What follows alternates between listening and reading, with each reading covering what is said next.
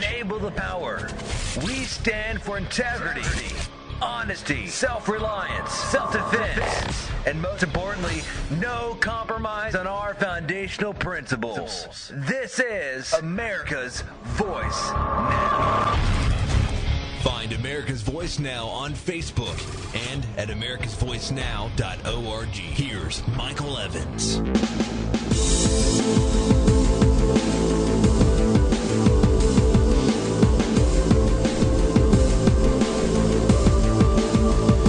Good morning, America. You're listening to America's Voice Now. My name is Michael Evans. I'll be your host this morning. This is Saturday, 6:05 a.m. Thank you for joining with us this morning. I appreciate your attention and focus and your consistent support. You know, our program on a routine basis deals with educating and informing, and that should be our primary goal, to drive new folks to constantly be awakened and aware of where we stand and what's happening with us in our nation, and then prompt them to take action. I'm encouraged by a lot of the people that I see on a daily basis who tell me that they're taking action by picking up the telephone or writing a letter or holding a meeting or holding a seminar or writing, working with their friends or writing a story or whatever the case may be. And, I'm also encouraged because I know it's not just local. And I'm going to prove it to you right now. The Michigan House of Representatives just announced unanimously on Thursday, so I'm 2 days late, sorry, but the Michigan House unanimously passed a National Defense Authorization Act, NDAA, nullification bill. That's right. Unanimously, they passed a bill prohibiting state agencies, agents, and law enforcement from participating with the federal government in the indefinite detention of American citizens. It was a vote of 109 to 0. Wow. People, that is world shaking. We are seeing a resurgence in states across the country who are slowly but surely coming around to the idea that the 10th Amendment was actually written to declare that states had sovereignty and independence, and quite frankly, that they rule the federal government, not the other way around. Now, make no mistake, the government on the federal side isn't going to be giving up sovereignty or rule anytime soon. Obama's drug czar just came out and said states can't nullify federal drug laws. Oops. Yeah. So when you talk about tyranny giving up power willingly, let me inform you about the reality of that. It never happens. And it doesn't happen because, no tyrant is willing to give up power across the board in a format that will allow the slave, who's really the master, to become the master again. During a speech at the National Press Club, the White House drug czar announced that the Obama administration would adopt a zero-tolerance policy when it comes to enforcing federal drug laws. Are they going to do that at the border, too? One would think that if a policy is a policy, it applies across the board, right? Just asking. That's Mike W., by the way. He's going to be with us this morning, and he's been joining us on Saturday mornings. I'm grateful for his assistance and his help and his input. And if you enjoy hearing Mike's ideas and commentary, and by all means, send us an email. You can send email to Mike at americasvoicenow.org and let me know about it, and give us your input and your ideas. So he comes out and he says, no state, no executive can nullify a statute that has been passed by Congress. I'm stunned by that because it's apparent that, and I'm going to butcher this guy's name. His name is Gil Kurlikowski, I think. Kurlikowski.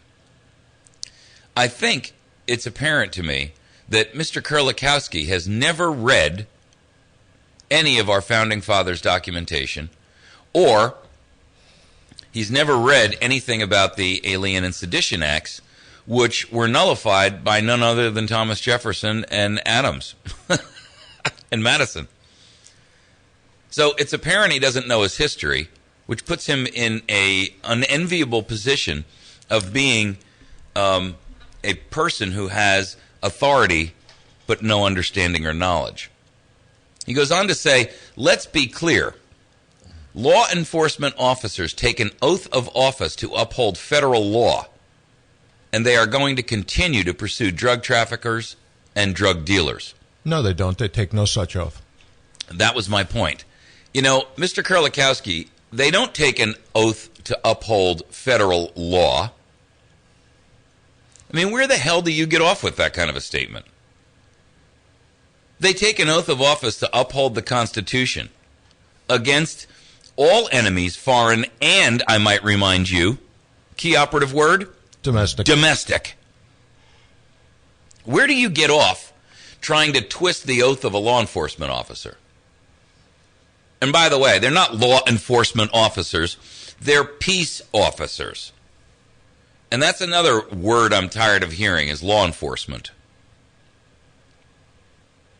I'm going to ask you to check the next time you see a police car drive by and look and see on the side of the car. Does it say law enforcement, or does it have the old phrase that we all grew up with, to protect and serve?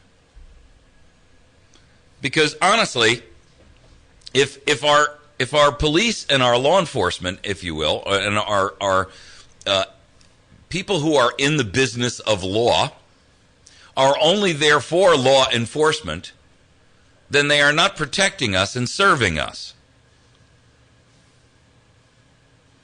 You see, if you get pulled over and you get a seatbelt ticket because you violated the law, I have to tell you and remind you that in the eyes of our founders and our framers, there was no crime unless there was a victim. And the victim cannot be the state. The victim has to be an individual, and you have to injure his life, liberty, or property. Not some ill-defined state. That's why, you'll hear me talk about the violation of our civil rights every time we're charged with these consensual type crimes. Consensual meaning I didn't wear my seatbelt. I mean, I agreed with myself that a seatbelt was unnecessary. Don't run with scissors. And I ran with scissors. Dagnabbit. I'm a lawbreaker. You have to realize that federal law is trumped every time by state law, not the other way around. Mr. Kurlikowski, I strongly encourage you to understand the principles of interposition and nullification. These are ideas espoused by the gentleman who actually wrote the Constitution you have been neglecting to read for the last 50 years of your life. Their goal, their ideas, far outshadow any twisted, irrational logic you can try to apply to them. How do I know that? Because they designed it. You are merely the wearer of the suit. Well, part of the problem, Mike, is you would have to assume that he ever studied the Constitution, and I will tell you for a fact that with the exception of of specific extracted pieces of the Constitution that federal law enforcement people don't study the Constitution anymore. And it's not taught. We don't teach it in our schools. Well, correct. That's the beginning of it. But I'm saying that even when these guys get to the professional level, they don't learn and they're not taught and they don't become scholars. You would think that somebody operating within the sphere of being a peace officer, or I worked for Customs for years and years. I was a revenue officer. Right. That's what customs officers are. Sure. All right? But we studied the Constitution. But Customs is about the only truly authorized, constitutionally authorized body out there. No. U.S. Marshals. I said about the only. Yeah. Okay, so you got U.S. Marshals, you have Customs. What else? Constitutionally authorized? None. Yeah. None. Immigration. But that falls under Customs.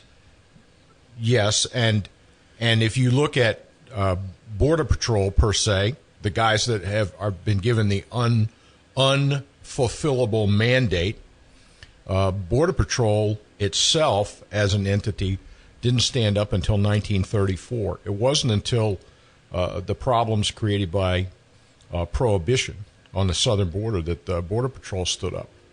Yeah, but the idea of protecting our borders has always been a job of correct Customs, right? Right.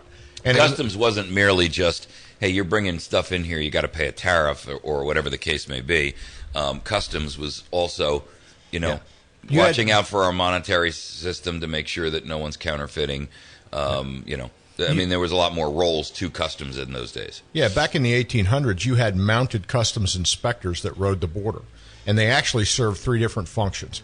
They were revenue officers, they were also immigration officers, and they also took care of making sure that cattle with brucellosis and that kind of stuff didn't get into the United States. They did basically Department of Agriculture function in that regard. Mm-hmm. So, interesting. Yeah. They knew about brucellosis back then? Yeah. I guess not. They just shot them. Well, your cow is sick, pal. Pow. Well, that's exactly. Yeah. I got you. Folks, we're going to take a quick break.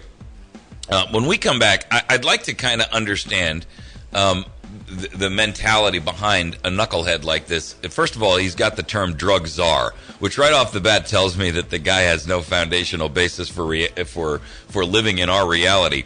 But more importantly, I'd like to understand the twisted logic that goes into this kind of thinking. We'll be back in just a moment. The area's best selection of firearms, ammunition, and accessories can only be found at West Plains Pawn and Jewelry. Online at westplainspawn.com. Top of the line new and used optics from Nikon, Leopold, Burris, Redfield, Zeiss, and Schmidt & Bender. Ask about their selection of binoculars, laser sights, and night vision goggles. With new arrivals every week, the area's best selection of firearms, ammunition, and accessories can only be found at West Plains Pawn and Jewelry, 1713 West US Highway 160, or shop online at westplainspawn.com. Napa Auto Parts in West Plains from now until the end of April is offering an oil change special. 5 quarts of Napa fully synthetic motor oil and a Napa silver oil filter for just $19.99. Save up to $10 with mail-in rebate on wiper blades or spark plugs, and Seafoam motor treatment is only $6.79.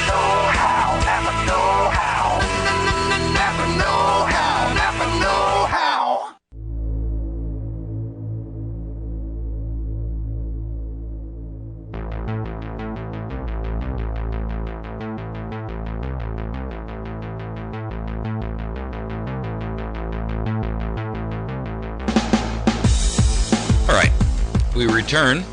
There's a little capitalist blip on your radar. By the way, if you're a business and you'd like to advertise with us here, we'd love to have you on as a sponsor. You're always welcome to contact me. You can send me an email to mike@americasvoicenow.org, and I'd love to have you as a sponsor. For those of you, by the way, who utilize the Tea Party community, it's kind of like a Facebook system for conservative thoughts.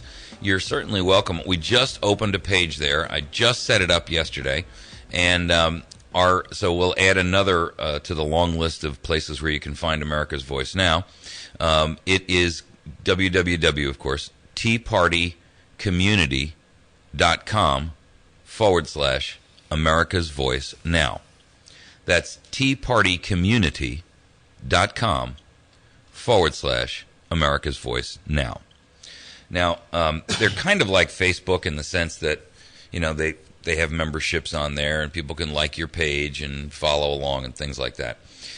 The one problem I have with it is that unless you're already a member, you can't see somebody's public page, which I think is ridiculous, but whatever.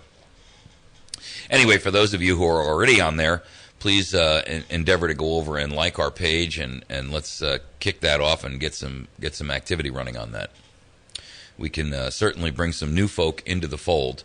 And while I'm not necessarily interested in preaching to the choir, even some folks within the conservative sphere of thinking still need to understand the depth and the breadth of where we are today.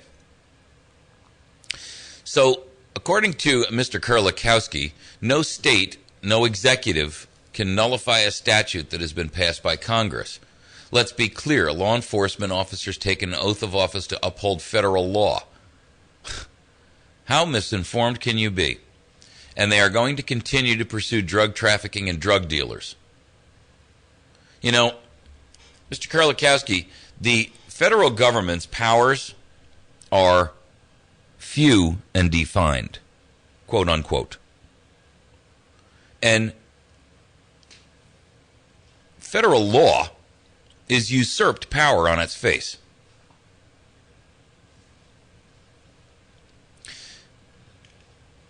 Mr. Kurlikowski demonstrates to us that we are going to see a showdown between states and the federal government. How do I know that? Well, we're just talking about marijuana law here, right? But what I want you to remember is that the policy that this man is putting forth now will apply to state prohibitions against the National Defense Authorization Act, the Second Amendment Preservation Act, drone prohibitions, and a lot of other bills which the states are currently passing literally in droves.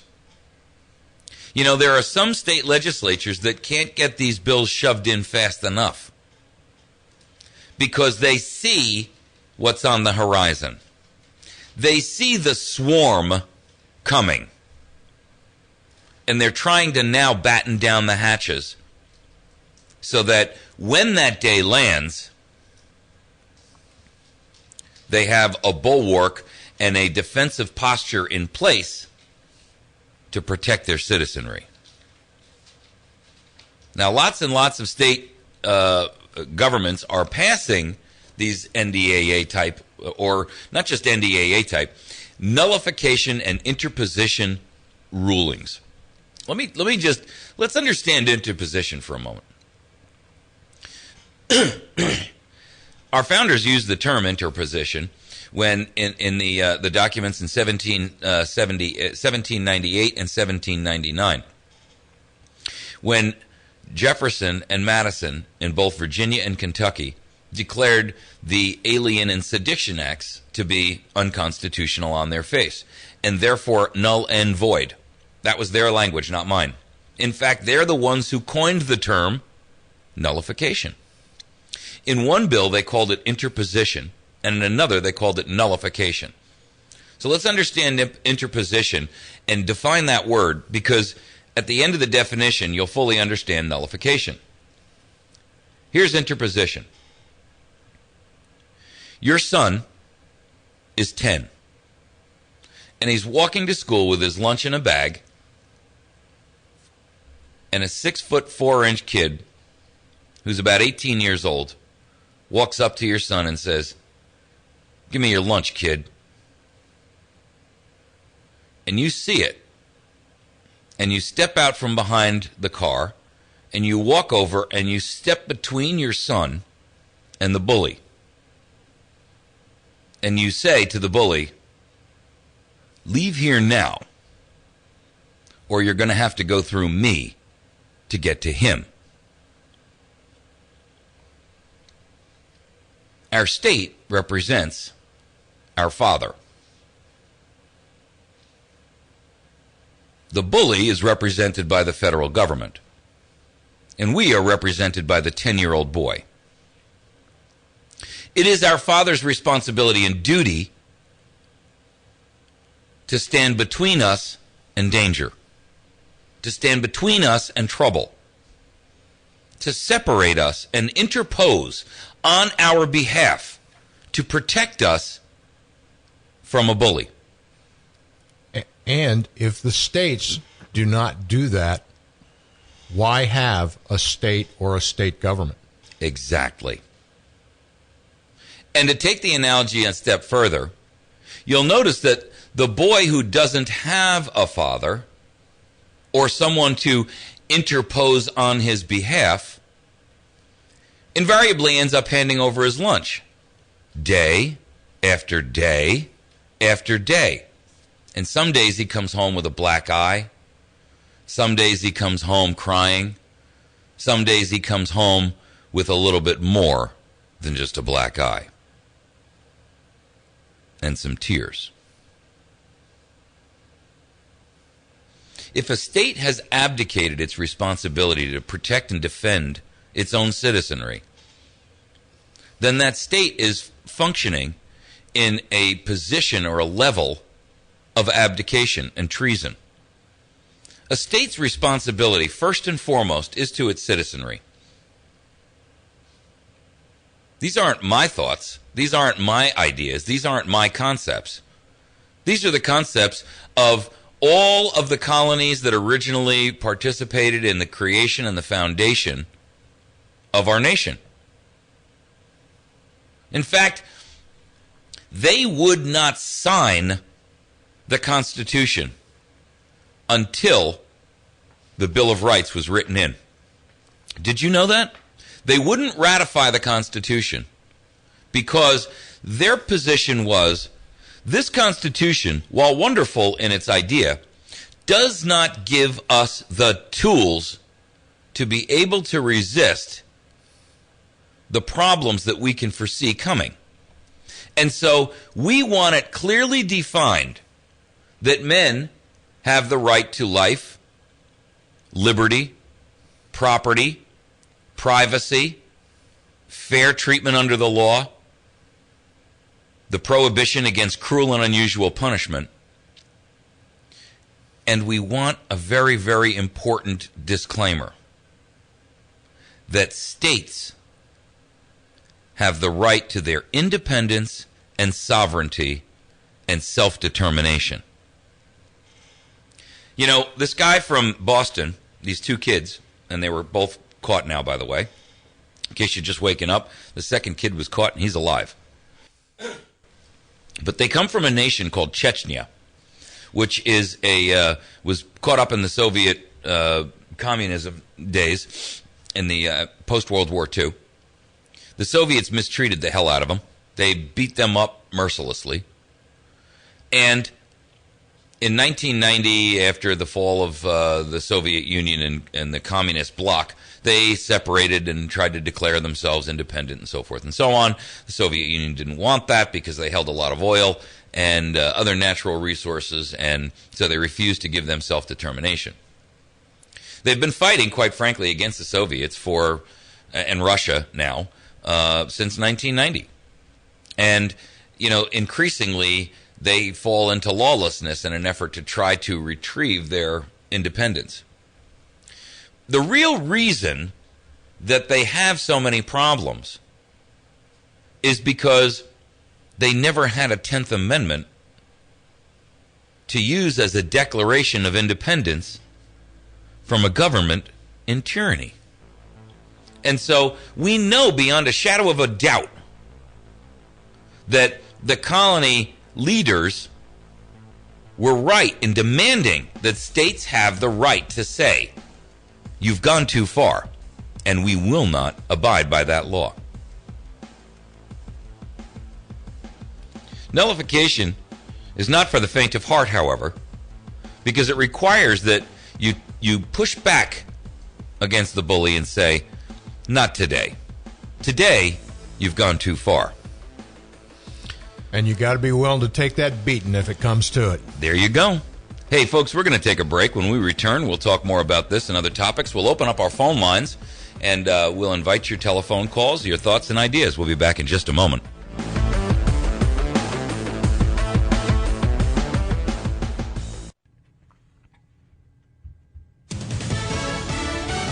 Fox News Radio, I'm Lillian Wu. The manhunt is over for suspect number 2 in the marathon bombing, found last night in a boat. Robert Duffy's stepdad making a discovery in the backyard after the lockdown was lifted. He went under the tarp, saw a small pool of blood immediately there, looked forward. He saw what he believed at the time to be a crumpled body, bloodied, in the front of the boat. Luckily, the suspect apparently didn't see him. He dropped off the ladder, called 911. 2 hours later, the suspect was in custody. Fox Radio's Steve Knight. 19-year-old Jokhar Tsarnaev hospitalized in serious condition. His older brother killed in a shootout with police early Friday.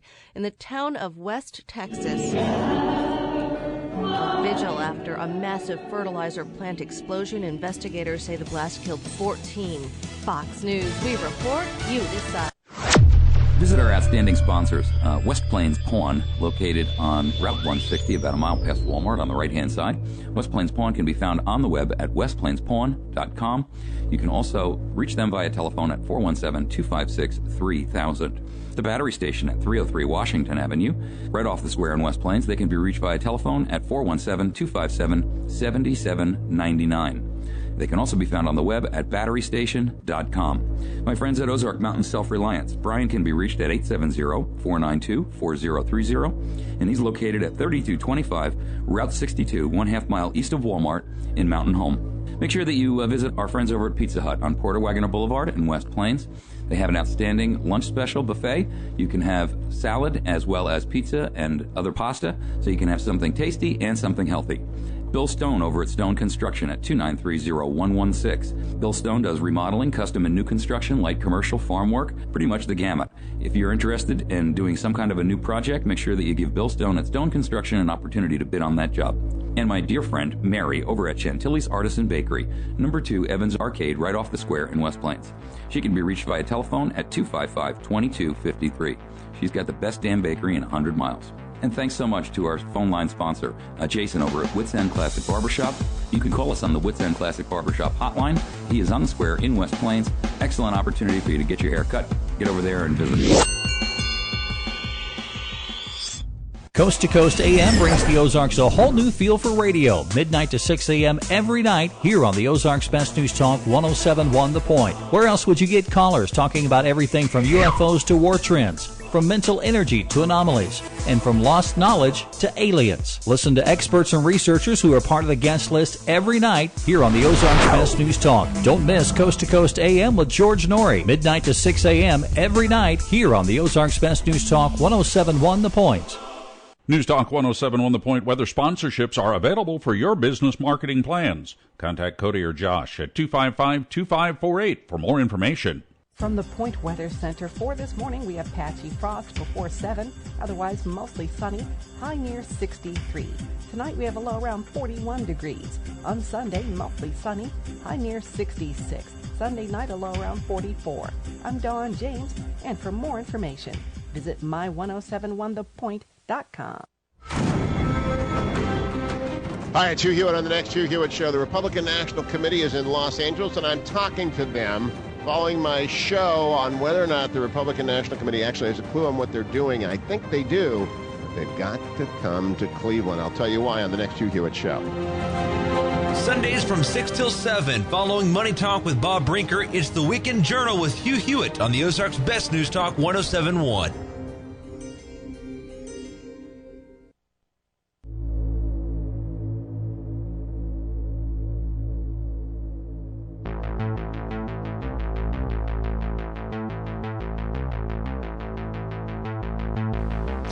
All right, we are returning. So, what we have to remember is that in our daily walk, if we're not doing everything and anything that we can to encourage and support our own states to fight back on our behalf, we are the losers. In the post that I did about 90 days, the plan to take back America, place all state and federal capitals under civil disobedience siege, I left a quote at the bottom of that I'd like you to know and remember and perhaps use for yourself.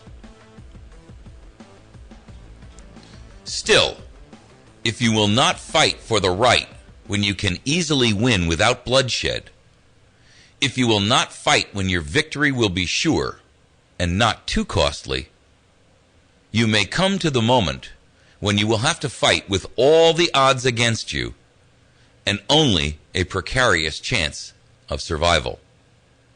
There may even be a worse case. You may have to fight when there is no hope of victory, because it is better to perish than live as slaves. Winston Churchill. Now, I don't care whether you agree with Churchill. I don't care whether you agree with who he was as a man, his politics, or anything else. Those words of wisdom carry enormous impact. Because now we still have a chance to fight back against tyranny. We can do that peacefully without bloodshed.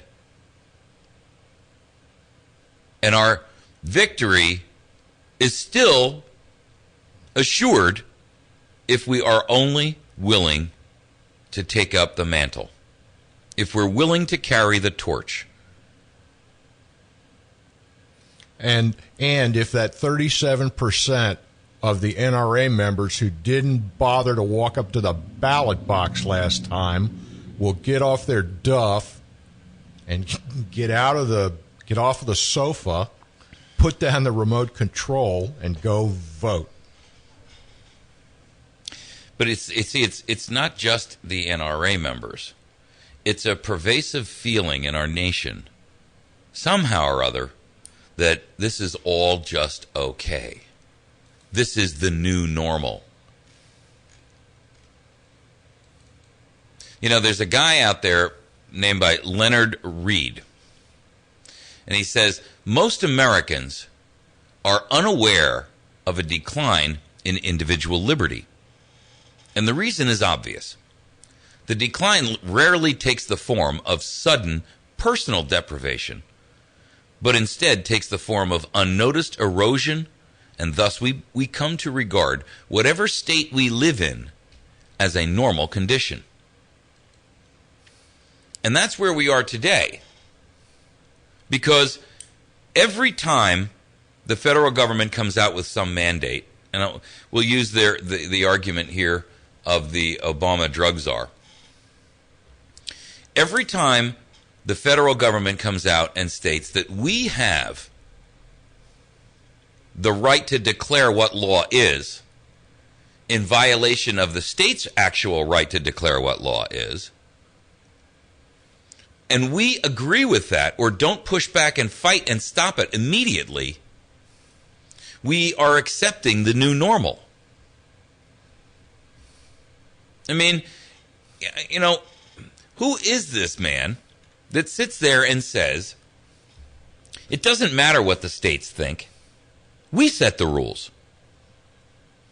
It's very apparent. You don't have to be a constitutional scholar to grasp the concept that at no point in time ever did any of the signers of the Declaration of Independence or the signers of the Constitution and the men who voted it in and approved it and ratified it, never did they have the concept that the federal government was their master.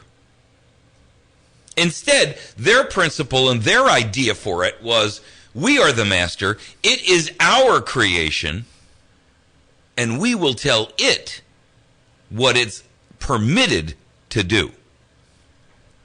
My granddaddy might tell that czar he was a little bit too big for his britches. Well, unfortunately, he's got an awful lot of firepower in them britches. 1.6 billion rounds of ammunition. Is that 2 billion? I'm sorry. I lose count. You know, these things happen. 2 billion.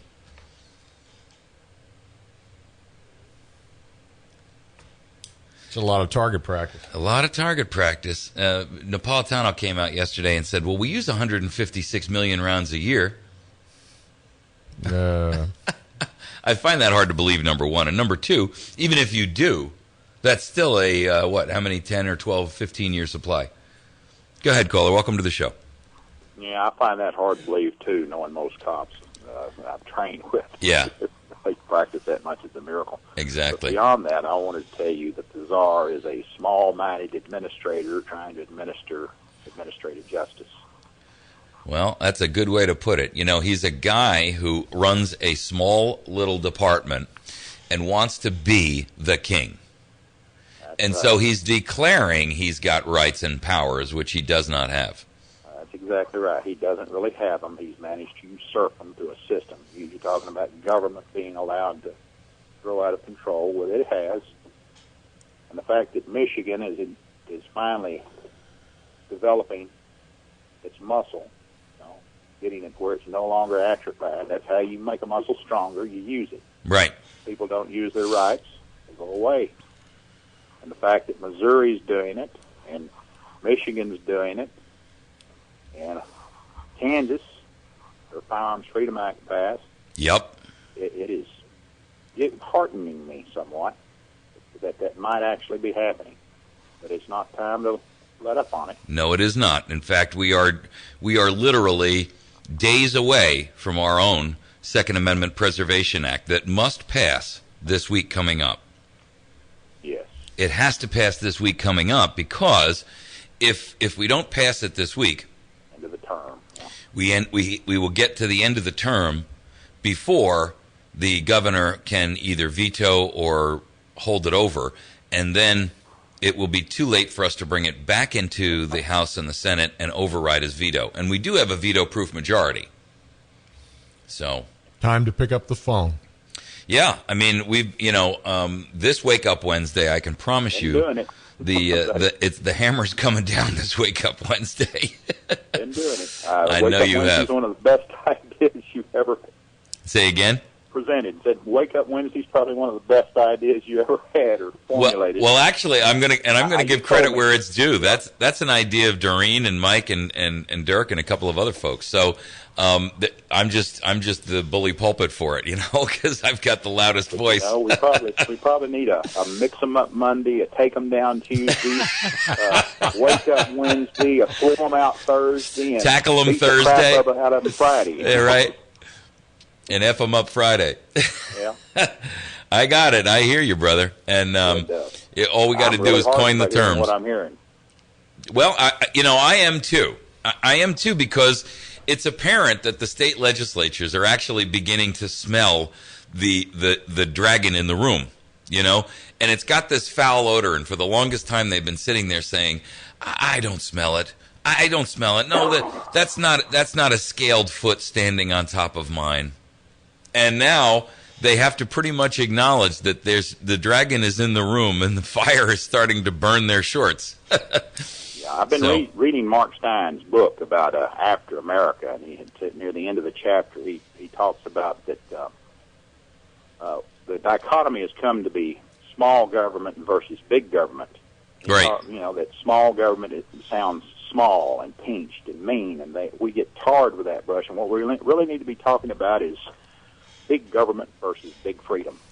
There you go. That's a good Big government means oppressed people, small cars, small houses, and small opportunities. And big government means expanded opportunities, freedom to do what people need to do, want to do, and the ability to grow ourselves to our maximum potential. That is the difference, and that's a major difference, and that's what makes us who we are. It's always defined us as such, and we shouldn't let that go away without a fight, for sure. Absolutely. I'm all for big freedom, brother. And the government's job is to create the conditions under which that can happen. True. Amen, brother. That's the only purpose that it exists upon, right? The purpose of government is to protect our rights while we exercise all of the benefits of life, liberty, property ownership, and the pursuit of our happiness. Otherwise, why have it there? We didn't willingly put on the mantle of slavery. So, hey, thank you, brother. I appreciate you. Good morning and goodbye. All right, have a great day. Folks, we're going to take a break in just a moment. You know, I think that is a great idea that Glenn had, which is really to talk about, let's stop talking about big government and start talking about big freedom. Or at least let's use those two in a versus sense, because what we want to do is draw people's attention to the obvious black and white dichotomy between those two. So when you talk about trimming big government, start using the word or the phrase big freedom within that same sentence. This is big government versus big freedom. And if government isn't here to ensure the right that we have big freedom, then it's already out of control. We're going to take a break. When we return, we'll take more of your calls. We'll be back in just a moment. If you're looking for a new or used pistol, shotgun, or rifle, West Plains Pawn & Gun has over 450 firearms in stock. All your favorite models like Beretta, Glock, Smith & Wesson, Kimber, and many, many more. West Plains Pawn & Gun is also a Class 3 arms dealer, so if they don't have it on the shelf, West Plains Pawn & Gun can order it for you. Even those hard-to-get guns. West Plains Pawn & Gun, 1713 U.S. Highway 160 West in West Plains, or online at westplainspawn.com.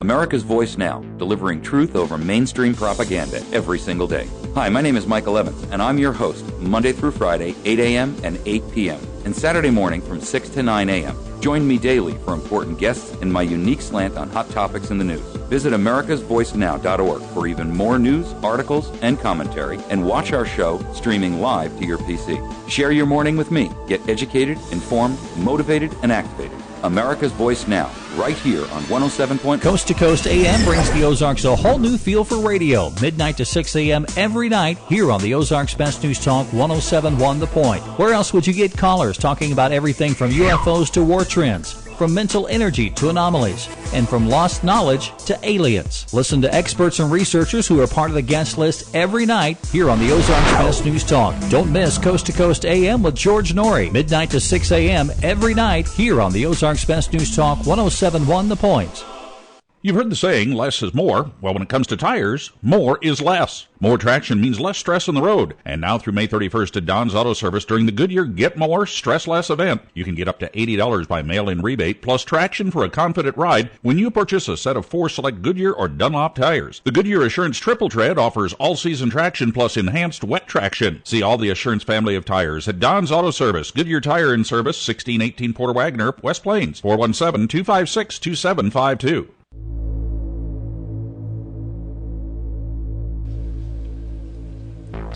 All right. I want to make a couple of quick announcements before the top of the hour. One, the Willow Springs Arts Council is sponsoring the Southern Ozarks Community Orchestra on Sunday, the 28th of April. Now, I tell you, this is going to be at the Historic Star Theater in Willow Springs at 3 p.m. And it's the Southern Ozarks Community Orchestra. If you want to have a great opportunity to really go out there and let your heart soar, orchestral and chamber music can truly do that. You know, one of the values of music is that it is universal in its scope. It defies language. It defies and overrides politics. It overrides religious views and beliefs. And anyone and everyone can enjoy music. And it can move you, especially orchestral and chamber music, because there's no lyrics. And so all you have to do is just sit back and close your eyes and let your heart be lifted. And these folks are good. It's worth going. They really are. These folks are good. This is a very special concert because it's going to feature an original composition written by one of the orchestra members. Miss Jana Lukens is a retired college music instructor and a symphony orchestra conductor, a performing artist, of course, and a composer. She lives in Mountain View, and she plays viola with the Southern Ozarks Community Orchestra. Her compositions have been performed across the nation and at the Aspen Music Festival in Colorado. So this is This is no, beginning composer here. She composed this over 20 years ago. It's called Miss Lucan's Sonata for Violin and Piano. And recently she was asked to perform the piece again, and she's actually done some tinkering with it and has rewritten the last movement. And so if you want to have an opportunity to really, truly be inspired, I strongly encourage you to go and see this event. I'm going to go. And, and don't misunderstand me. I love all music. Somebody said to me the other day, well, I hear you like classical music, and so you may not like the music I do. And I said, whoa, stop right there. I grew up with Pink Floyd and Led Zeppelin and Jimi Hendrix and and James Taylor and Carole King. And I also grew up with Mozart and Tchaikovsky. And so there is nothing I don't listen to in music, with a few very, very rare exceptions. One, I don't really appreciate rap. And two, I don't really appreciate free-form, disjointed jazz. This is the kind of jazz that like 9 people are all playing, but they're all playing different songs at the same time. It's too much like the government. I just struggle with that. I really do. I can listen for a minute or two, but after that, it's like, all right, that's enough. I got static in my head. I got to get out of here.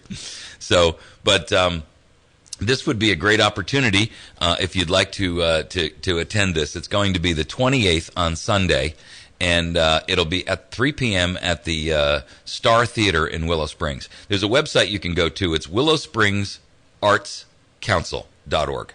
Willow Springs Arts, ARTS, council.org. So make it your business to get there if you can. Also, the Willow Springs Arts Council is announcing the exhibit of photographs of Ozark stone buildings, a historic exhibition. And it began last night, Friday the 19th, and it will run through Saturday, May 4th. And this will be held at the Ferguson Building in downtown Willow Springs as well. The exhibit presents photography and mixed media collage paintings, and just to have a great opportunity for you to get over there to Willow Springs, jump into the Ferguson Building, and if that's something that you enjoy, by all means, please make sure that you attend. I have some friends, by the way, who will be in the Southern Ozarks Community Orchestra, and so I hope that you'll come out and join me for that event, because I know it will be something that will be a blessing to your heart. Every time I hear, music in certain kinds of music, of course, I'm grounded out. It does something for me. It brings my feet back down to the ground again, and it reminds me that there is beauty and light and hope in the world. Go ahead, caller. Welcome to the show. Yeah, I want to know if they voted on the Second Amendment firearms thing yesterday. I called Mike Cunningham. He said, call the House. We've already voted on it. So I called Representative Pogue, my representative, and she said, they're going to vote on that Friday. So I wondered, did they vote on it yesterday? You know, I don't know. And I was, after the show, I was running around taking care of my business to try to feed my family after the whole day. I don't know. Well, we'll make sure we pass it before the legislation's up. I said, that's not the point. You want to pass it in time for the governor to veto it. You don't wait till the time runs out. There you go. And that's a We're good point. going to do that. All they do is pass the buck. Yeah, we're going to do that. Yeah, we're going to. Thanks for calling. We appreciate it. We're going to do that, and that's as far as it goes. I got you. Well, you made the right point to them, which is our goal is to pass this in time for the governor to either pass it or veto it, so we can go back in and defeat his veto. Right. And that's the way that we want to couch our phone calls, folks. So great job on that. Thank you. Bye-bye. All right, appreciate you. So that's the idea, folks. When you call, you don't just want to say, I want you to vote for this or that. Explain your reasoning. And just say to them, look, we need to get this passed in time for the governor to reject it or veto it if he's intending to, so that we can defeat the veto before the end of this session. And this goes back to some of what you were talking about with Doreen yesterday, too, that has to do with you have to call and let your representatives know that you are familiar enough with the way that the system works to expect them to get things done within that schedule. It's a good point, right? And because otherwise they think, this person doesn't really know what they're talking about, and they spin you off and blow you off. I'm gonna give you the name of a website where you can get yourself educated about the process in some way, shape, and form. And make sure that you sign up for these new witness forms. I shouldn't say new. For the witness forms that are absolutely changing the way that our House Assembly looks at us as constituents. If you're not aware of the witness form, you need to be. The witness form gives you the wherewithal and the ability to put your opinion on a certain specific bill in writing and hand it straight to your legislator and know that they're going to print it out. The witness form is available for most legislative initiatives at mofirst.org. That's M-O first, F-I-R-S-T.org. Now, this is a website that is run that it's geared and designed towards the Restore Missouri concepts of legislative action. And when you go there, you're going to immediately see all of these different initiatives that are out there. It gives you links to the bill. It explains the bill and what the purpose of it is. It tells you who needs to be contacted, who's supporting it, and who's not. It gives you a link to be able to fill out a witness form where you can actually have your own language put straight to the senators or the House member, whatever the bill is, wherever the bill is headed at that moment, and have your input heard and read and seen. And I'm going to tell you something. I'm hearing from legislators themselves that where this form is making a difference, this witness form is making a big difference, is when they walk in to a hearing and they've got a 5-inch stack of paper. Now, 5 inches means that you're talking at least 2 or 3 reams of paper. Since there are 500 sheets of paper in a ream, we know we're talking somewhere between 1,500 or maybe even 2,000 witness forms. And when a senator or a House member walks in with a stack of paper 5 inches tall and says, "This is what my constituents want," he's got power. When he walks in there and says, Betty, how many phone calls did we get on that? Oh, 6. Yeah, we got 6 phone calls on that. He's weak and ineffectual. Now, do you want to go into a gunfight with a rubber band? Or do you want to go in with an AR-15? I'm asking you flat out.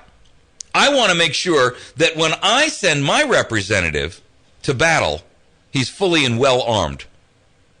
And that's how you well arm him. You give him these witness forms so that he can walk in and say, "I've got authority. This is the will of the people." Exactly. I've got their declaration. I've got their authority. This is what they want. And I am their representative, and I'm going to do as my constituents request of me. I think we got 6 or 7 phone calls about that, and 1 or 2 of them were for it, and a couple were against it, and the others were just a little too muddled for me to remember what they wanted. But is that the way you want your representative walking into the gunfight? I got a rubber band and 2 straight pins, and I'm going to go to war? Please. The mofirst.org site has the ability, and I'm going to explain to you how this witness form works when we come back from this break. Because this thing, in my opinion, is so crucial to our success at restoring the state of Missouri that without it, we will fail. And with it, we will win. And if you don't have a computer at home, the library has computers. You can fill these out. You can go use them at do it in a neighbor's place. I'm telling you, this is far greater than email you send. It's far more powerful than phone calls. I'm not saying you don't do both. I'm just telling you that this is a witness form, which I routinely fill out. And when I do fill them out, I write them out and I put them up on our website and I put them up on Facebook and stuff. Sometimes I read them on the air to you guys because I'm trying to inspire you. We're going to take a quick break. When we return, I want to explain to you, and I'm going to read you one of these things that I've submitted, just so that you get the context of it. You don't have to be real articulate. You don't have to be flowery. You just have to say, this is what I want and why I want it. And then hit the submit button. Guess what? They keep a database of everything that you've sent, so you can look at what you've done and sent in on before. We'll be back in just a minute.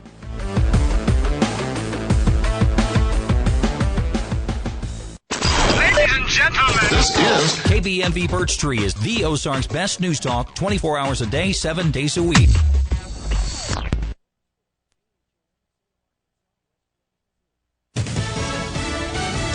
Fox News Radio. I'm Chris Foster.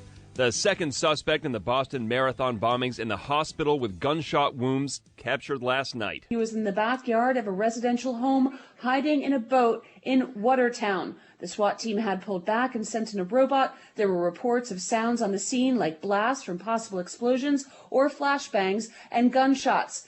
The 19-year-old suspect has been on the run since the early hours of Friday morning after his 26-year-old brother, his accomplice, was killed in clashes with law enforcement and pronounced dead from gunshots and the trauma from blasts from explosives. Fox News Radio's Courtney Keeley in Boston. The Justice Department will use what's called a public safety exception in the law so federal investigators can question this guy without having first read him his rights. The attorney who prosecuted the son of Sam killer in New York, James Shalleck, says of the legal tactic, that's going to be the biggest fight in court. He says defense lawyers will argue that the suspect's constitutional rights were violated. Prosecutors don't want legal interference in the questioning because they want to see who else may be involved. Republican Senators Lindsey Graham and John McCain say the suspect should be treated as an enemy combatant and tried by a military tribunal. But Fox's Ed Henry says of President Obama's view, he's signaling that he'll probably put him, if he survives, through the civilian court system. Steve Knight, Fox News Radio. Dzhokhar Tsarnaev's brother, Tamerlan, the other suspect, was killed in that police shootout Thursday night. President Obama speaking after the arrest. We will determine what happened. We will investigate any associations that these terrorists may have had, and we'll continue to do whatever we have to do to keep our people safe. 3 people died in the Marathon bombing on Monday, with more than 170 hurt. The Tsarnaev brothers are also suspected of killing an MIT campus police officer on Thursday night. You're listening to Fox News Radio. Fair and balanced.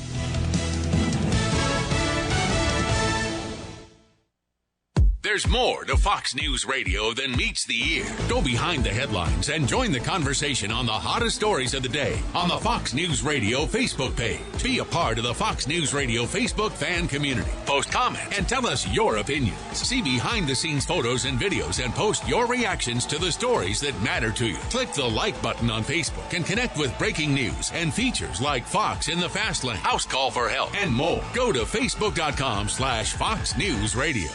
Weeknights, we're busting out a brand new lineup. First, market fraud, government abuse, corruption. At 5, nothing's off limits on money with Melissa Francis. Then, from bloated bank fees to consumer scams. At 6, Jerry's exposing the issues impacting your wallet. Plus, get smart market insight and trusted analysis you won't find anywhere else. At 7, Lou Dobbs is all business. And the first and last name in business, Cavuto, shedding light on the biggest stories making headlines at 8. Only on the Fox Business. Are you looking to save money? Did you know that in the last 20 years, interest rates have never been this low?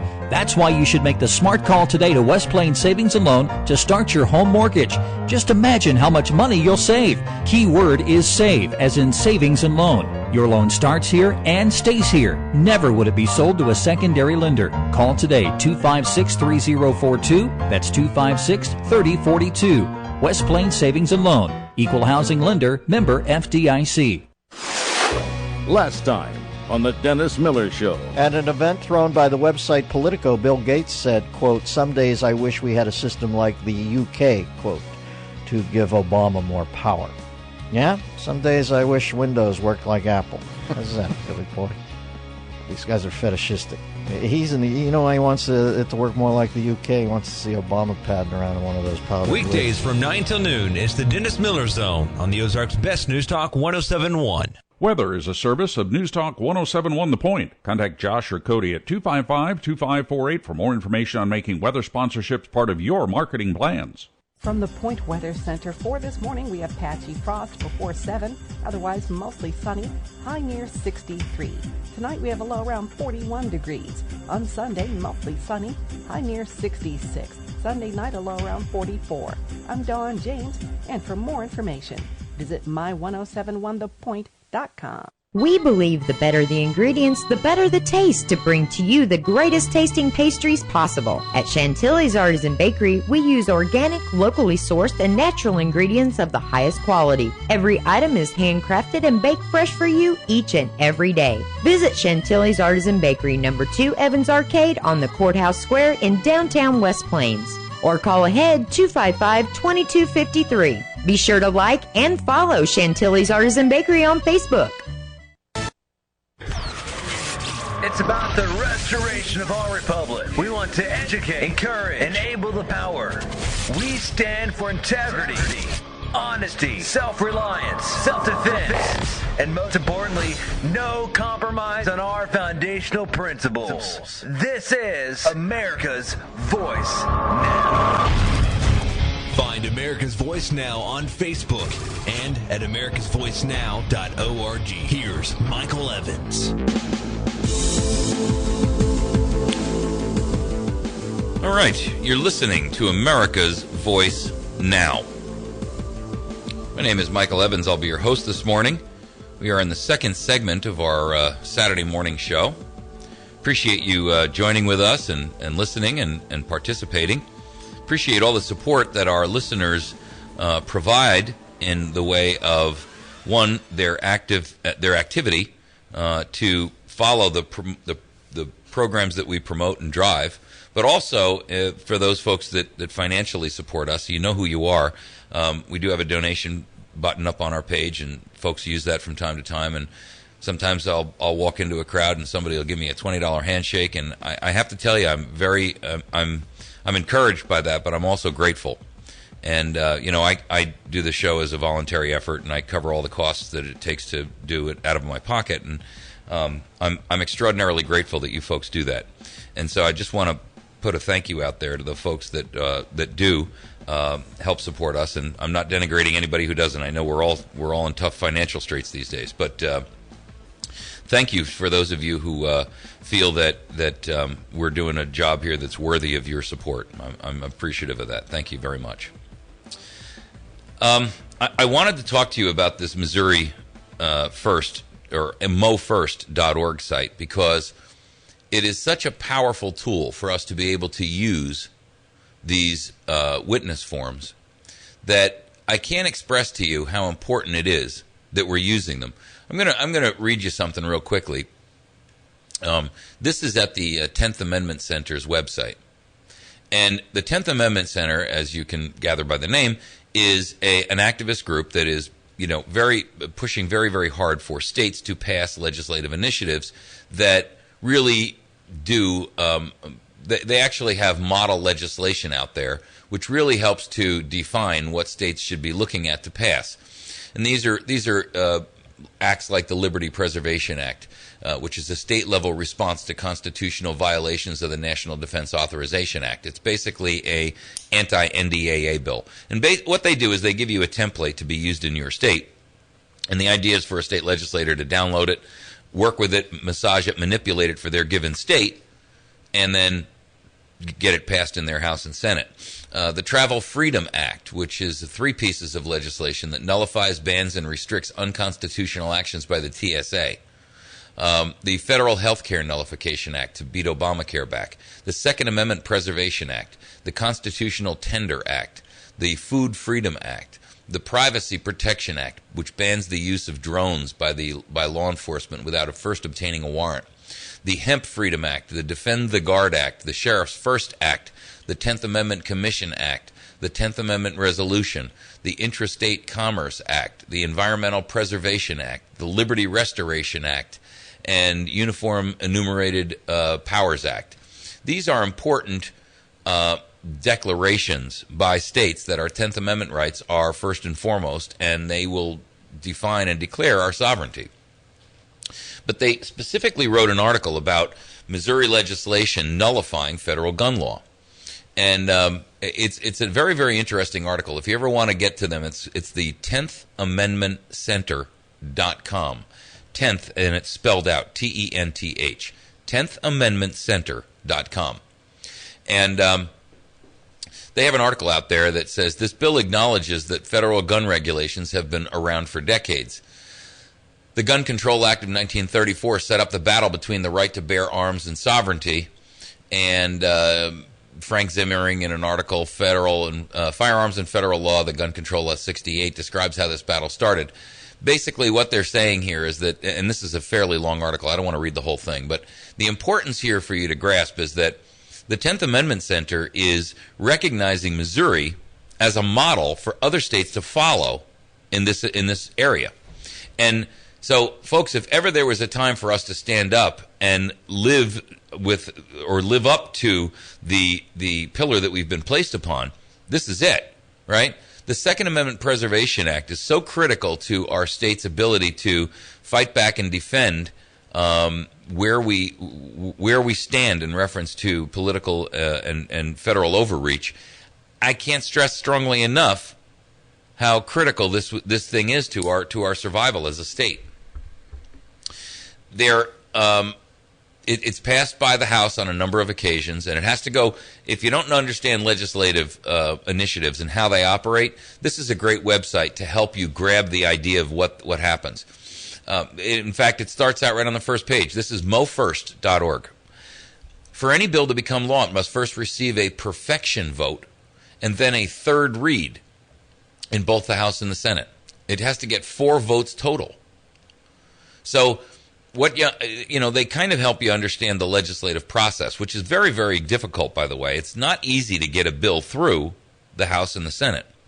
And what they really do is kind of educate you about what the process is so that you won't wonder, how or where a bill at any given moment stands.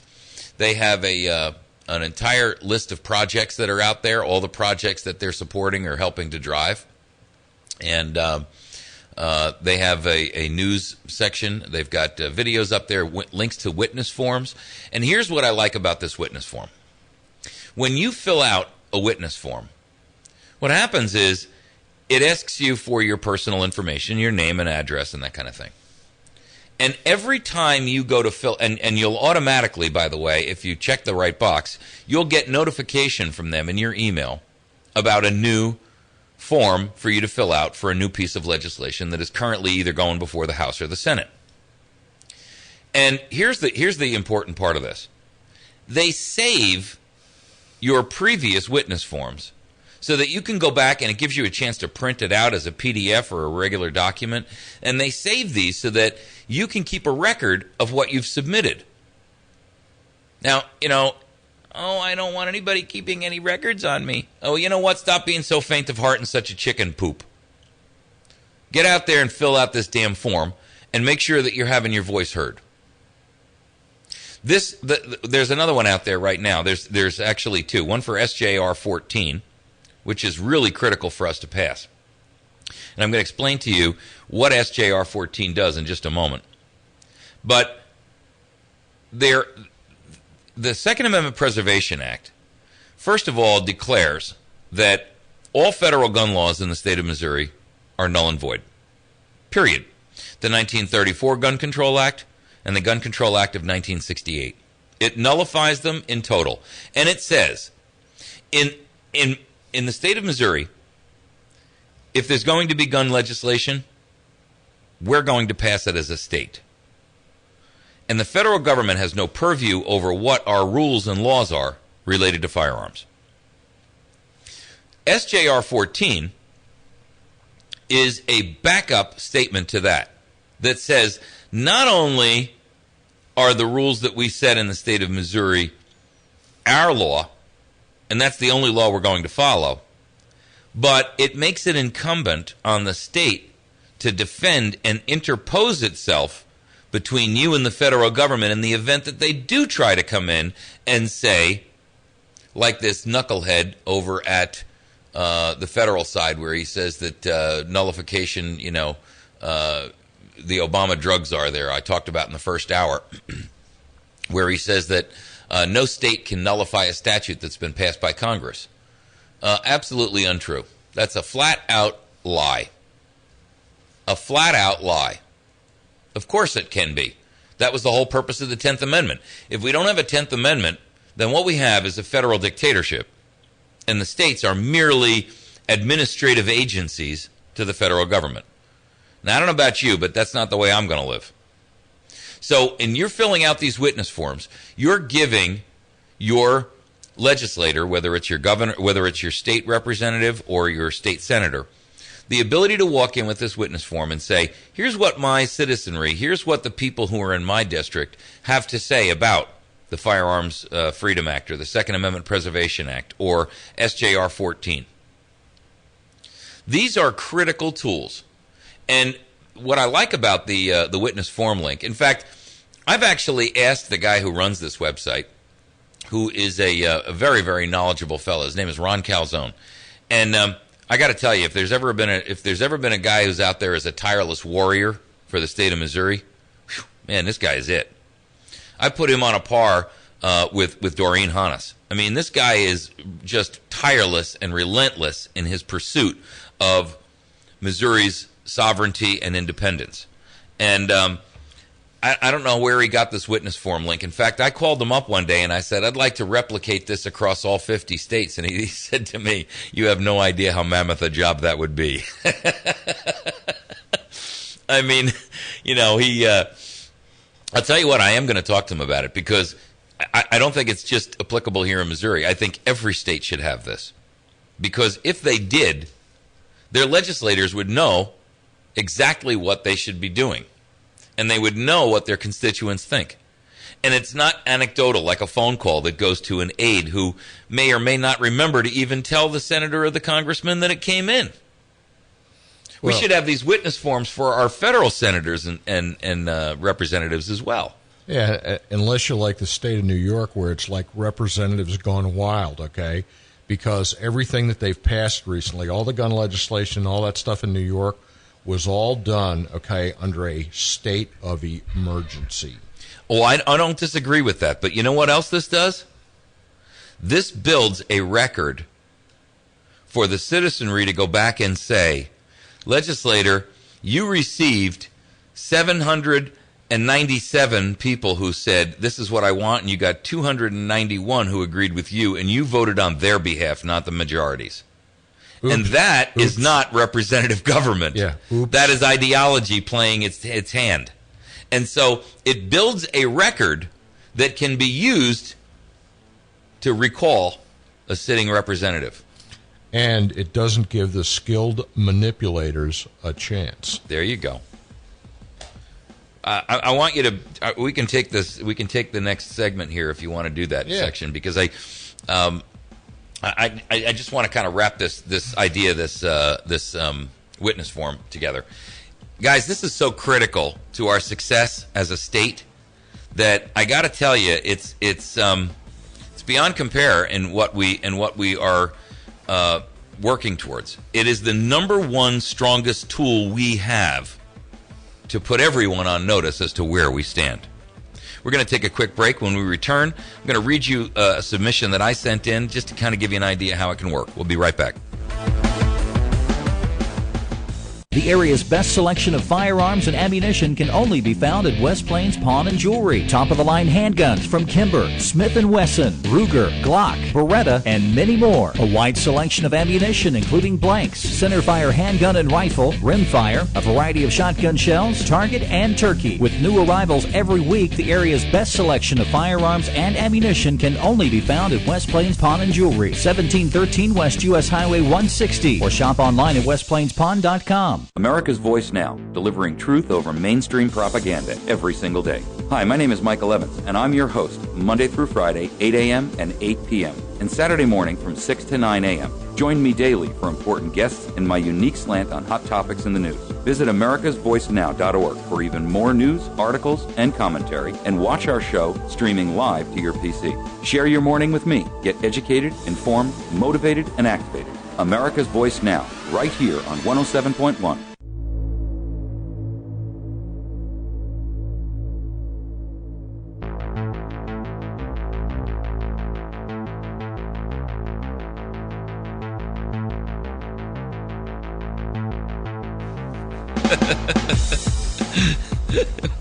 We're back. All right, I'm just going to real quickly break down something I wrote to them about this UN Small Arms Treaty ratification. Now you say, well, wait a minute. Why would you send that to state senators? Well, I'm going to tell you why. Because it does matter. Our state has the right to declare even a federal treaty null and void if it exceeds the capacity of our Constitution in the President's and the Senate's ratification of it.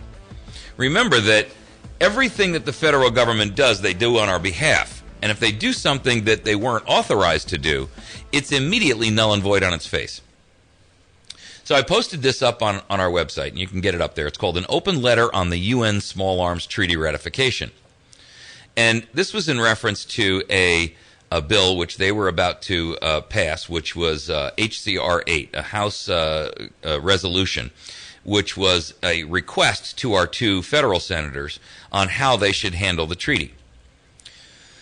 So the letter was delivered to the Missouri State Senate as a witness appearance testimony in a House hearing on the UN Small Arms Trade Treaty. The original text of the resolution appears below the letter. This treaty would subject our constitutional Second Amendment right to keep and bear arms to the United Nations. The United Nations adopted the treaty earlier this month, and it's now up to individual nations to decide if they want to be parties to the treaty. For the United States to become subject to the treaty, the U.S. Senate must ratify it. So here's what I wrote to our state senators, with the idea that they would understand exactly where we stood as citizens, so that they would be able to inform our state senators, our federal senators, how they should be voting on this ratification issue. Gentlemen, the time is now near at hand, which must probably determine whether Americans are to be free men or slaves, whether they are to have any property they can call their own, whether their houses and farms are to be pillaged and destroyed, and themselves consigned to a state of wretchedness from which no human effort will deliver them. The fate of unborn millions will now depend, under God, on the courage of this army. Our cruel and unrelenting enemy leaves us only the choice of brave resistance or the most abject submission. We have, therefore, to resolve to conquer or die. George Washington, July 2, 1776. Senators, I begin this testimony with words not of my own making, for the simple reason that a much greater man of mind, spirit, and fortitude has already stated so eloquently that which I might never translate. Many parallels exist in this statement of our most honored ancestor. His wisdom and understanding of the plight of America was as relevant then as it is now. Our nation and our republic are under attack from outsiders who would see us capitulate to whims and vagaries of tyrants with no allegiance to our people or our principles. Our nation was built upon a foundation that no other nation has ever possessed, either before or after.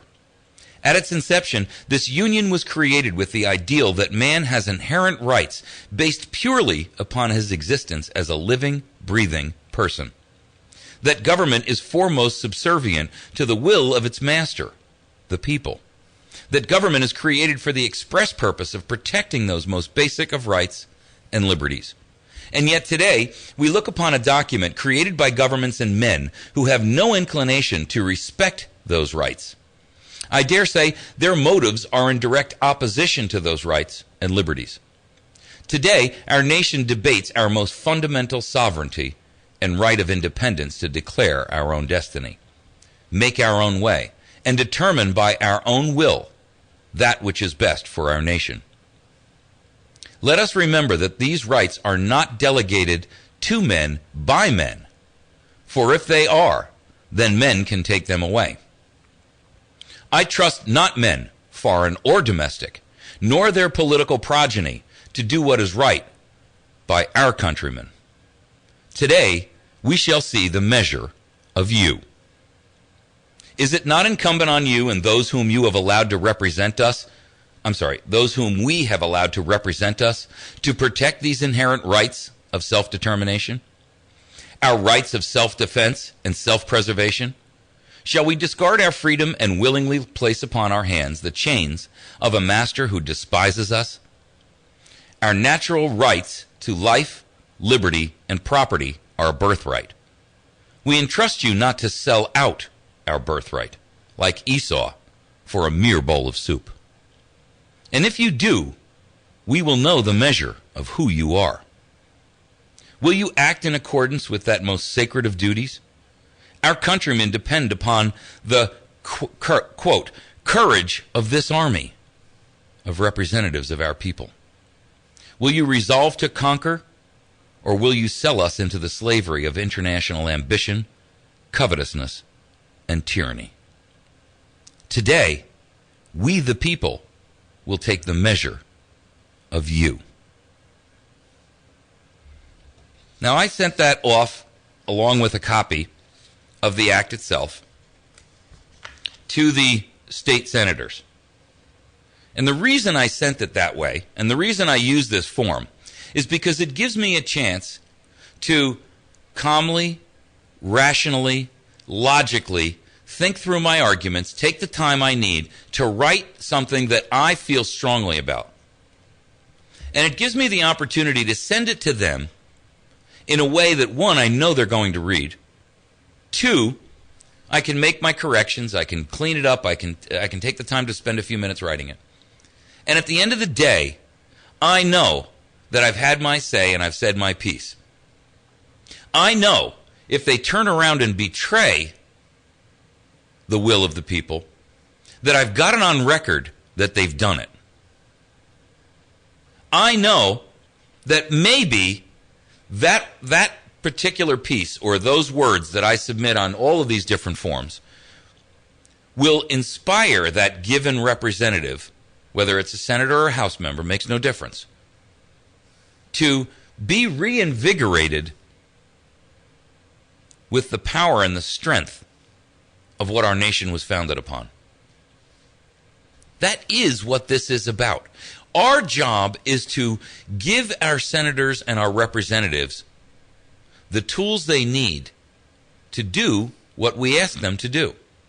And you don't have to be a Rhodes Scholar to do it. You don't. You don't have to make it long. I write long because I'm a big mouth. That's why you got the show. I mean, who else can sit here and talk for 3 hours? I have people say that to me all the time. Well, how do you go on there for 3 hours? And what do you talk about? Because I can. And I tell them, well, you got to listen.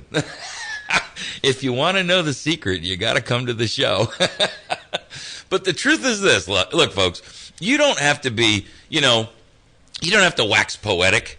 You don't have to be, I speak the way, I write the way I speak. Right? I mean, that's just who I am. And you don't necessarily have to do that.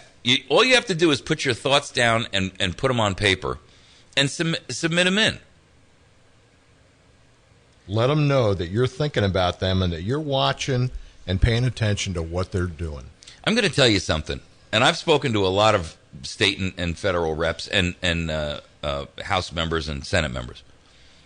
They all tell me the same thing. When there's a bill up that is really crucial, they're lucky. They consider it a success if they get 4 or 5 or 6 phone calls. I mean, that is shameful. Take our federal representation here in the 8th District in Missouri. The 11th poorest congressional district in the country, by the way. It is, but what I'm more interested in is the dimension of the size of it, right? Because the population here is 600,000 people, 700,000 I think it is, in the 8th District. And when Joanne Emerson was running for the House, or was in the House, when there's a critical bill out there, she gets a couple of dozen phone calls. That's pitiful. I mean, here we are talking about something that is going to define the direction that our nation takes. And she doesn't get enough phone calls to fill a coffee can. That's pitiful. It's astounding to me. And then when they do get phone calls, remember something.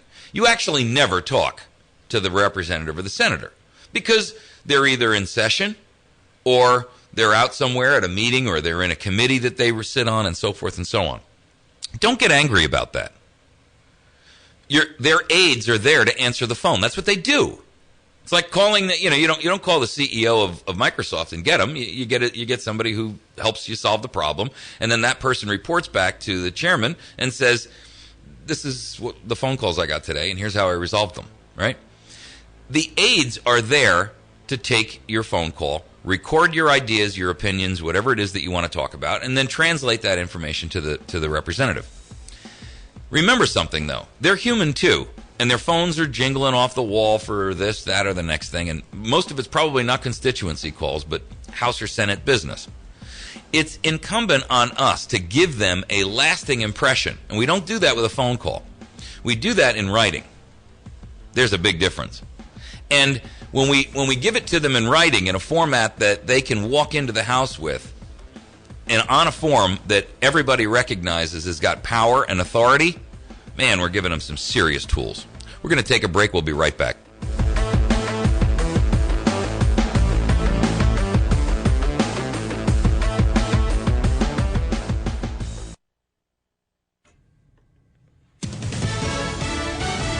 Fox News Radio, I'm Lillian Wu. The hunt for the surviving Boston Marathon bombing suspect ending in a shootout with police. Last night, Joe Carson and I have cornered in a boat stored in a backyard not far from where his older brother died in a shootout early Friday. The 19-year-old now being treated at Beth Israel Medical Center in Boston under tight security. We do know the suspect suffered a number of injuries, some superficial, to at least 2 gunshot wounds, one to either the head or neck area, one potentially to his leg. We know at least one of those gunshot wounds happened after the first gun battle when his brother was killed. Coincidentally, this is the same hospital his brother was brought to and pronounced dead. Fox's Adam Housley at the hospital. The attack on Boston and the resolve of Americans, inspiring this week's addresses by both President Obama and the GOP. Fox News, we report, you decide. Thanks to Jason over at Wits End Classic Barbershop for sponsoring our phone lines. You can call our Wits End Classic Barbershop hotline, and you can get over there and get yourself a shave and a haircut. 2 bits. Well, a little bit more than 2 bits.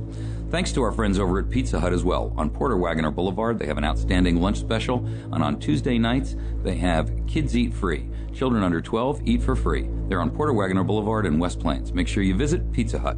Our friends at the Battery Station, 303 Washington Avenue at batterystation.com.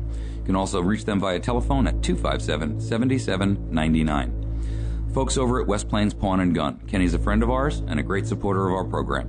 417-256-3000, located about a mile and a half on Route 160 past Walmart. You can reach him also on the web at westplainspawn.com. Ozark Mountain Self-Reliance, half-mile east of Walmart at Route 62 in Mountain Home. You can find them on the web at ozarkmtnselfreliance.com. And you can call them at 870-492-4030. My friend Mary over at Chantilly's Artisan Bakery, the best damn bakery in 100 miles. She can be reached at 417-255-2253. You can also find her at number 2 Evans Arcade. Outstanding bakery. Bill Stone over at Stone Construction at 2930116. Whether remodeling, building new, or doing some kind of custom construction like commercial or farm work, Bill's the guy for you. 2930116. Breakfast is the most important meal of the day, and the Donut Palace is open at 5 a.m. every day. The best donuts made fresh daily like Long John's, Eclairs, Bear Claws, and old-fashioned donuts. Try a hot and fresh bacon, egg, and cheese croissant or a kolache sandwich for breakfast and pair it up with some Starbucks coffee. Start your morning right with the Donut Palace. And for the busy people, the drive-thru can get you your order even quicker. Located at 914 Broadway in West Plains, the Donut Palace, where the customer is still king. Weather sponsorships are now available on News Talk 107.1 The Point. Get more information, email info@diamondmediaradio.com for complete details. From the Point Weather Center for this morning, we have patchy frost before 7, otherwise mostly sunny, high near 63. Tonight we have a low around 41 degrees. On Sunday, mostly sunny, high near 66. Sunday night, a low around 44. I'm Dawn James, and for more information, visit my1071thepoint.com. Out of 365 days a year, we celebrate holidays, anniversaries, and other important days. But there is one day you look forward to, your birthday. I wanna wish you a happy Ryan's Steakhouse of West Plains is proud to bring you the Birthday Club weekday mornings with Cooper & Company. Our daily winner receives one buffet and a drink to Ryan's. Just call your birthdays in weekday mornings with Cooper & Company at 255-0427. Brought to you by Ryan's and the Ozarks Best News Talk. And happy birthday to you. Cha-cha-cha-cha.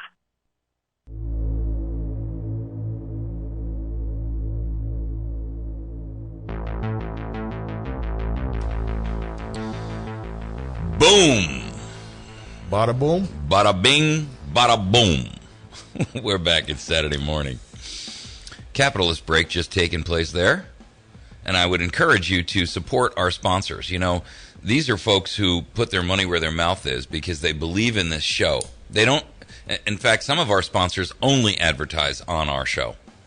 And their goal and their idea is that they will reach an audience who is like-minded with their beliefs and philosophies, but also because they want to support what we're doing here. And so, two things. One, that means we should support them back. And two, if you're a business and you would like to have that same mantra and understand the value that some of these other advertisers have found, by all means, send me an email to Mike at americasvoicenow.org, and I'll be more than happy to talk with you about what you can do to sponsor this program or a segment thereof. So here's the long and the short of it, folks. This witness form is so critical to your ability to get your views across to your representative that I cannot strongly recommend it enough. Please make sure that you get to mofirst.org and pick anything. I don't even care what it is. Fill out the one witness form and make sure that you sign up to receive other ones in the future, because they come out. I get one probably once a week. Once a week. Now, how hard is it to sit down and once a week pen a few sentences? It's not that difficult to do. And if you're not a writer, that's okay. It could be a couple of sentences. It doesn't have to be, some long War and Peace by Tolstoy. It just has to be your ideas and your opinion. Doesn't have to be the Gettysburg Address. Just do it. Absolutely. Absolutely. And that does not mean, by the way, that this replaces the telephone call.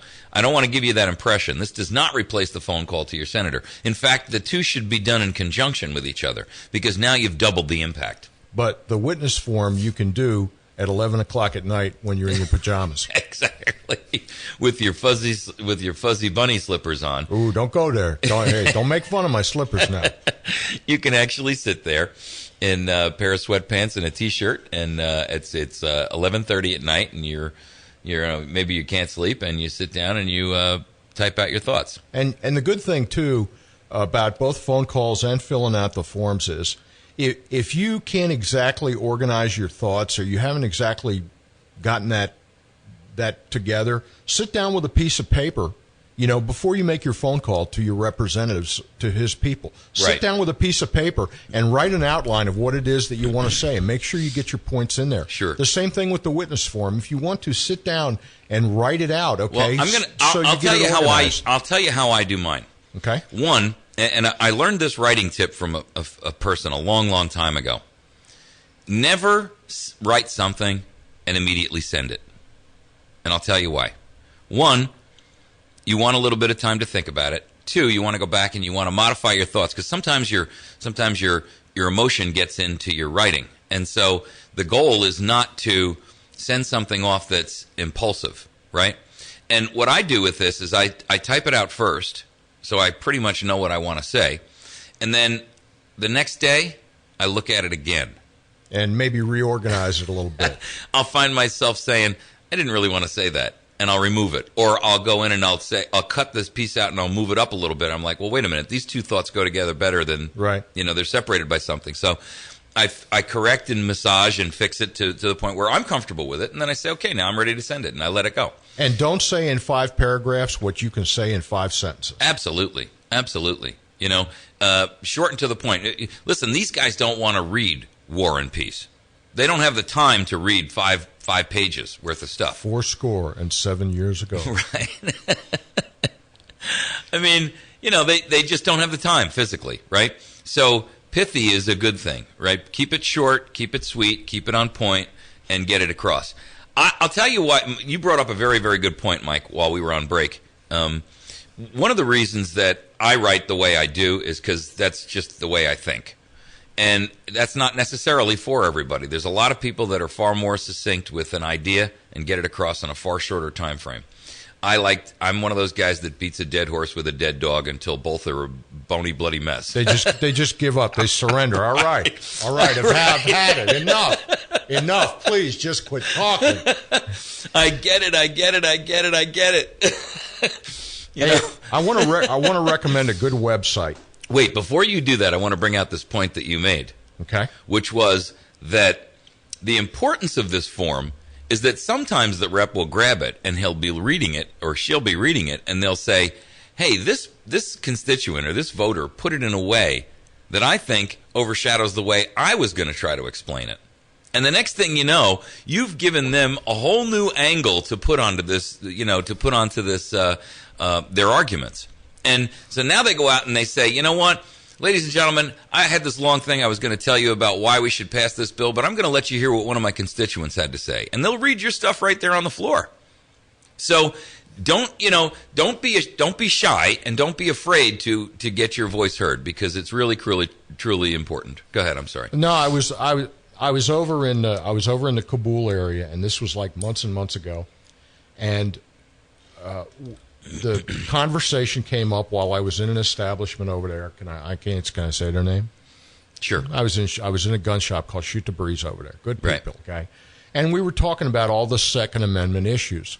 And the young man that I was talking to, who, I'm an old guy now, so, he's probably in his 40s. But anyway, maybe he was in his 30s. But anyway, what he said was, he says, my father has a phrase for this about when people get up to certain levels in the government and they get to certain places where they don't understand about the concerns of common people anymore. Right, they're detached. And he said, my dad has a phrase for that. He says they're too far away from the dirt.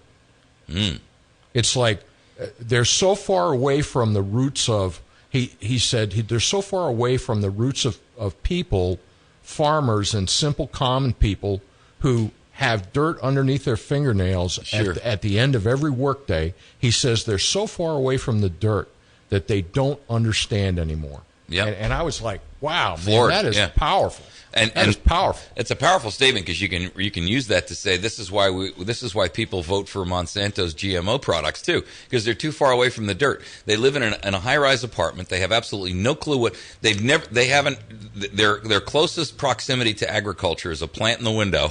Yeah, they think, and everything that they eat comes either boxed or frozen, right? Yeah, they think cucumbers come from the back of the grocery store, right? Yeah, they forget, that it all comes out of the dirt somehow or other. Yeah, they cringe at the concept of having to slaughter a cow. I mean, they watch a video on it on the news and they're like, "Oh my goodness, I can't believe that." Well, how did you think that steak got into the freezer in your local store, lady? There you go. I mean. You think that thing willingly climbed into an automatic chopper whopper that cuts the steaks in the perfect? Yeah. As soon as they get out of the cattle truck, they're all yelling, "No, me first, me first. Let me get in the chute first. Movers." That's it. Oh my gosh, unbelievable! It's crazy. I'll tell you what. Hey, I need to plug this website. Yes, go. All right, www.criticalthinking, all together, www.criticalthinking.org. And these people put out some really good pamphlets and books on critical thinking and on being able to realize fallacies and look at... Decipher when you're being played. Yeah. Yeah. And I don't call it BS, okay? I go with CS, okay? Because BS can actually be a good thing. There's a difference, okay? But a chicken is like an ignoble creature, okay? So I don't mind when they BS me, but when they start with the CS, okay, I've had it. That's enough, okay? I'm not quite sure I ever quite defined it as CS and BS before, but I get the idea. Yeah, well, I told my cousin about I have a very attractive female cousin, and she's sharp as a whip, okay? And we had a training session at her parents' house, actually allowed me to say this. And I said, okay, what's the difference between BS and CS, okay? And she's like, I'm not sure I know. And I said, okay, some guy comes up to you, okay, and he asks you where you come from and what you study and all of that kind of stuff, okay, because he sees you, he wants to get to know you and that kind of stuff. What is that, okay? And she says, I don't know. And I said, that's BS, okay? BS can have a good purpose, okay? BS is used by people every day. You BS with people to get to know them and that kind of stuff, okay? Now, I said, you get a job in some high-powered firm, okay, and some assignment comes along and you are eminently qualified for the assignment, but the boss on that assignment looks at you and says, we're not going to send you on that assignment because we don't send women to go do that. That's CS. That's CS, okay? That's CS, okay? I got you. And make sure that you know the difference between the two, because one of them has a definite socially redeeming value. That's exactly right. One of them has a socially redeeming value, and the other is just exactly what it is. It is the waste other product. is pure HS. That's right. It is the waste product of an ignoble creature, okay, that we put in the frying pan because that's all they're good for, okay? There you go. Well, on that note, we're going to take a break because I don't know, with all those acronyms flying around, maybe the FCC is going to be calling us later on. I'm a little nervous. Folks, we're going to take a break. When we return, we'll be talking more about a couple of different things in the news. I kind of want to touch on Boston this morning during our last section. But before we go there, Mike wants to touch on this issue of critical thinking. And I think it's important enough that we're going to take the top segment, the last hour of the show, and address this issue. This kind of falls in line with a lot of the things that we've been talking about being mentally aware of when you're being manipulated. And so I think you'll find it extraordinarily valuable. We'll be back in just a moment. The area's best selection of firearms, ammunition, and accessories can only be found at West Plains Pawn and Jewelry. Online at westplainspawn.com. Top of the line, new and used optics from Nikon, Leopold, Burris, Redfield, Zeiss, and Schmidt & Bender. Ask about their selection of binoculars, laser sights, and night vision goggles. With new arrivals every week, the area's best selection of firearms, ammunition, and accessories can only be found at West Plains Pawn and Jewelry, 1713 West US Highway 160, or shop online at westplainspawn.com.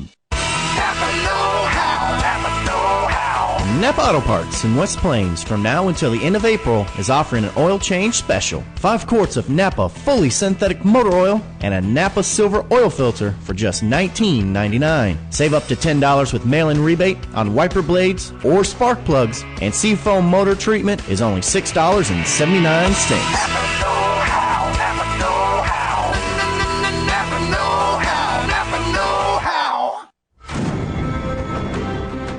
Hi, it's Hugh Hewitt on the next Hugh Hewitt Show. The Republican National Committee is in Los Angeles, and I'm talking to them following my show on whether or not the Republican National Committee actually has a clue on what they're doing. I think they do, but they've got to come to Cleveland. I'll tell you why on the next Hugh Hewitt Show. Sundays from 6 till 7, following Money Talk with Bob Brinker, it's the Weekend Journal with Hugh Hewitt on the Ozarks Best News Talk 107.1. America's Voice Now, delivering truth over mainstream propaganda every single day. Hi, my name is Michael Evans, and I'm your host, Monday through Friday, 8 a.m. and 8 p.m., and Saturday morning from 6 to 9 a.m. Join me daily for important guests and my unique slant on hot topics in the news. Visit americasvoicenow.org for even more news, articles, and commentary, and watch our show streaming live to your PC. Share your morning with me. Get educated, informed, motivated, and activated. America's Voice Now, right here on 107.1.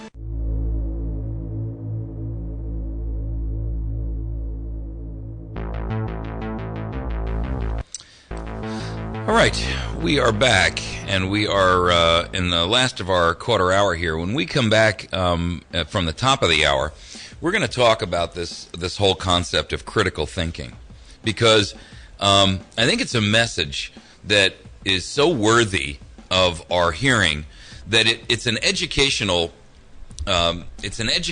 journey, really, that we can take to recognize when we're being played, when we're being manipulated, when we're being fooled, when we're being misled. And we see it every day in our lives, but I'm afraid that the vast majority of us, and I'm not writing myself out of that list either, we are fooled into thinking what, and I have to tell you something. The people who are teaching us their philosophy or their ideology are very adept and very skilled at what they do. And so, those of us with our eyes wide open can still be tricked and fooled. And that's one of the reasons why I'll say, to our listenership, hey, you know what? Let's not forget to occasionally listen to the arguments from the other side just to make sure we're not drinking our own Kool-Aid. I mean, you got to balance out what you hear and what you read and what you see. I'm a big proponent of reading.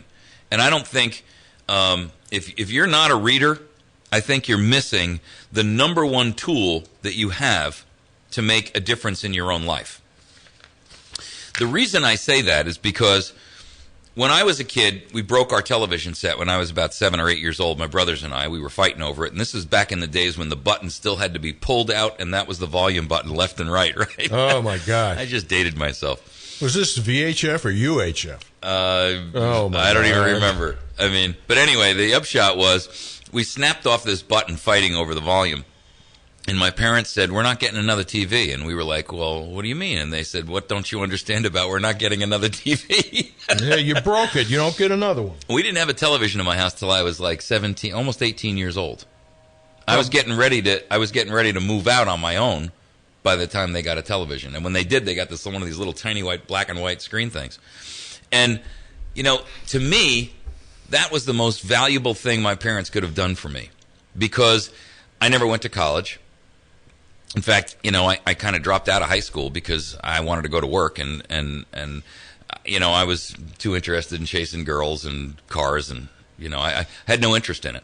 But I loved to read, and I never had a problem passing tests. I just didn't want to be there, and I didn't want to do homework and things like that. And so my grades weren't great, but not because I was intellectually incapable, just because my head was in other places, and I was bored to tears, to be frank. And so what I learned, and everything that I have learned in my life, I've learned from reading. And it's affected my ability to critically think, my vocabulary, my spelling. There's nothing that you can't learn from reading, people, with one exception, and that's mathematical equation. You really need hands-on physical ability to do math. But you can learn everything that you need to know about science and geography and history and philosophy and critical thinking skills and literature and English and spelling and all the basic stuff that we use every day. You can learn all of that by reading.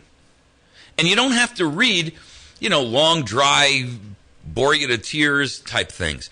Just read books that you enjoy, the kind of stories that float your boat. I don't care whether it's a Western or it's a science fiction or it's a self-help book or it's something about how to, self-hypnotize. I don't even care what it is. The point is, every time you see words over and over and over and over and over again, you learn how to use them, you learn how to define them, you learn how to use them in conjunction with others. And in addition to that, you also learn the concept of critical thinking.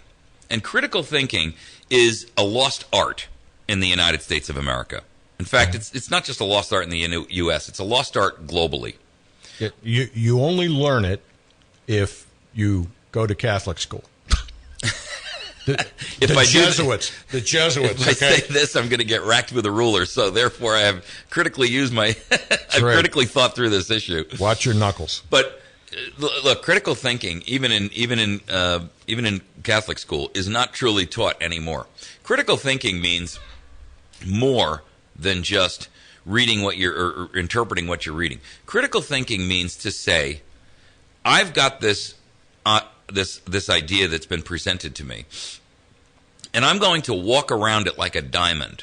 Think of an idea or a new concept that's delivered to you, and present it in your mind's eye as this diamond that's 5 feet tall. And you're going to walk around it, and each one of these facets on the diamond is another twist to the whole idea in general, but each of these facets has a different angle and context to it.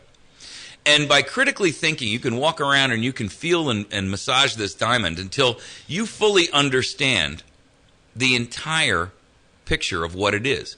this whole concept or the idea that you're presenting to your mind.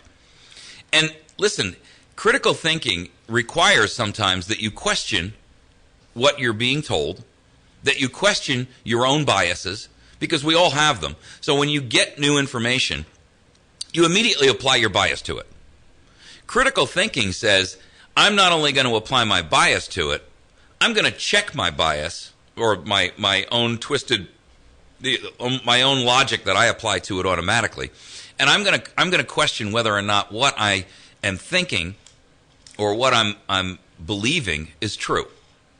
And that's why you've heard me say many times, the people who don't have a foundational basis for their beliefs and opinions, these are the people who parrot other people's opinion because they don't have their own, because they've never critically thought through the issues surrounding their opinions. Well, we should just take care of all the poor.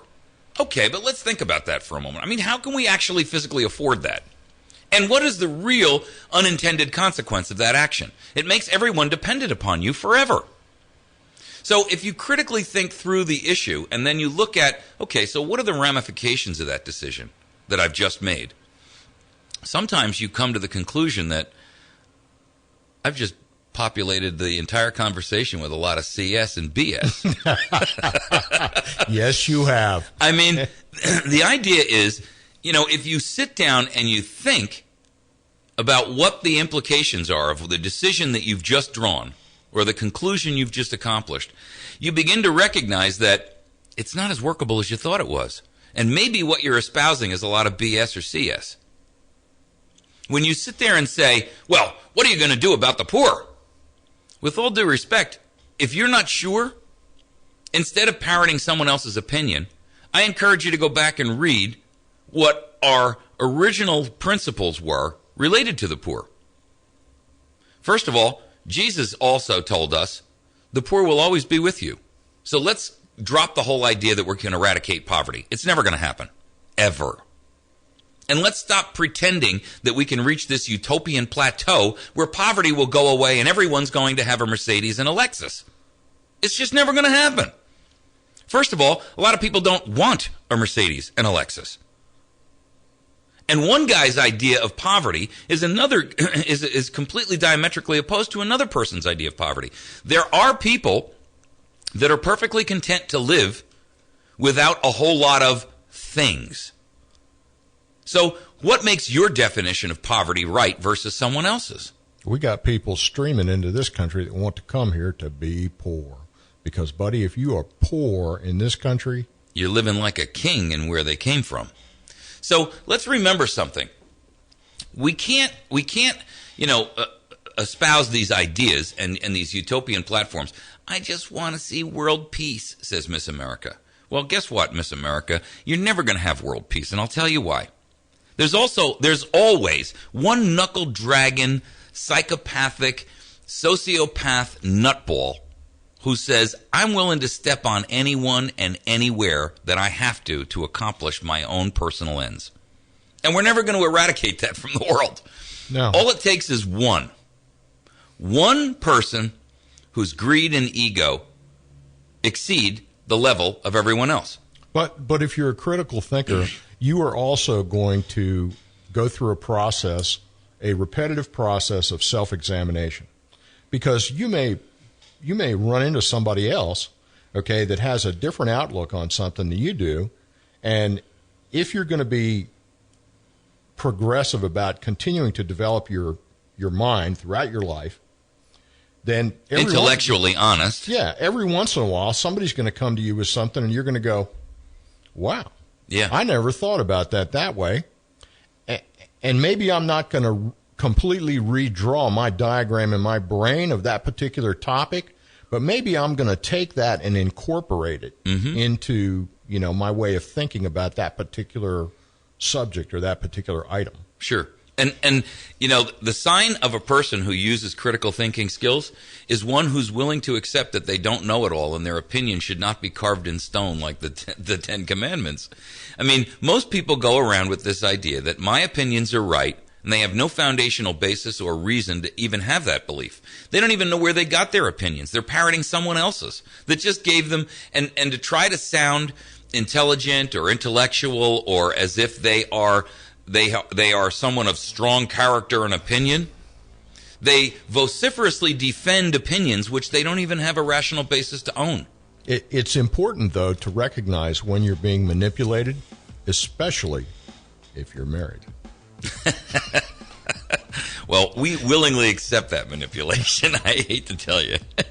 We're going to take a break, folks. When we come back, we're going to spend the next segment talking about critical thinking.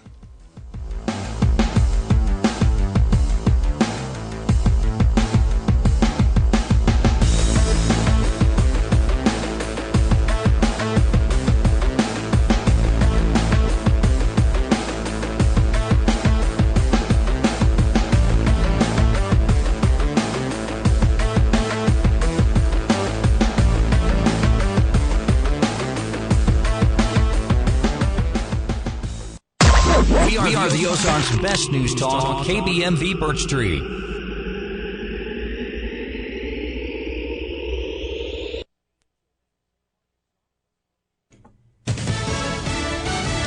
Fox News Radio. I'm Chris Foster.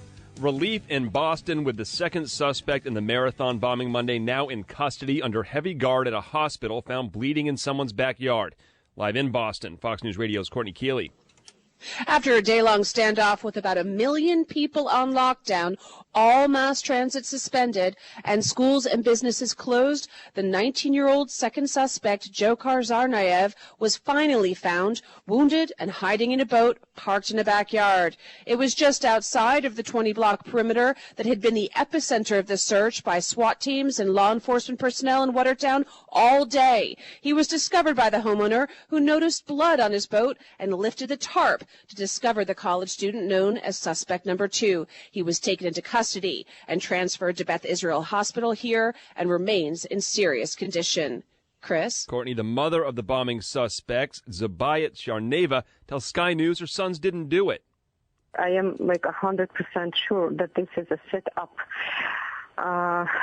My two sons are really innocent, and I know that neither of them never have talked about whatever they're saying about now. President Obama speaking about the Boston Marathon bombing in his weekly message. Our faith in each other, our love for this country, our common creed that cuts across whatever superficial differences we may have, that's what makes us strong. That's why we endure. For the Republicans, South Carolina Senator Tim Scott. The greatness of America is not seen during times of prosperity, but is crystallized by how we respond to challenges. Those messages recorded before the second suspect's capture last night. The Justice Department's invoking a public safety exception so agents do not have to read his Miranda rights to remain silent. You're listening to Fox News Radio, fair and balanced. Fox News Early Prime, breaking down business news and its impact on your bottom line. Your World with Neil Cavuto. That's how I do business. That's why I am business. Bold positions and brash opinions on the topics America is buzzing about. The Five. How do you think this will set in with the American people? This will be the pulse of the nation. Washington insight and political know-how from the best in the Beltway. Special report with Brett Baird. The epicenter of the political world is here. The #1 place for fair and balanced coverage. Fox News Channel. What's wrong with working hard to make our lives and our kids' lives better? Nothing. At Fox Business, we don't have a problem with success. We have a very big problem with those who get in the way of it. We don't come out of the box bashing those who make money, just the politicians stealing it and the bureaucracies wasting it. We're not just sitting behind a desk. We're out in the field, on the floor, with the folks. Because when a story moves forward, so do we. Fox Business. Breakfast is the most important meal of the day, and the Donut Palace is open at 5 a.m. every day. The best donuts made fresh daily like Long John's, Eclairs, Bear Claws, and old-fashioned donuts. Try a hot and fresh bacon, egg, and cheese croissant or a kolache sandwich for breakfast and pair it up with some Starbucks coffee. Start your morning right with the Donut Palace. And for the busy people, the drive-thru can get you your order even quicker. Located at 914 Broadway in West Plains, the Donut Palace, where the customer is still king. Napa Auto Parts in West Plains from now until the end of April is offering an oil change special. 5 quarts of Napa fully synthetic motor oil and a Napa Silver oil filter for just $19.99. Save up to $10 with mail-in rebate on wiper blades or spark plugs, and Seafoam motor treatment is only $6.79.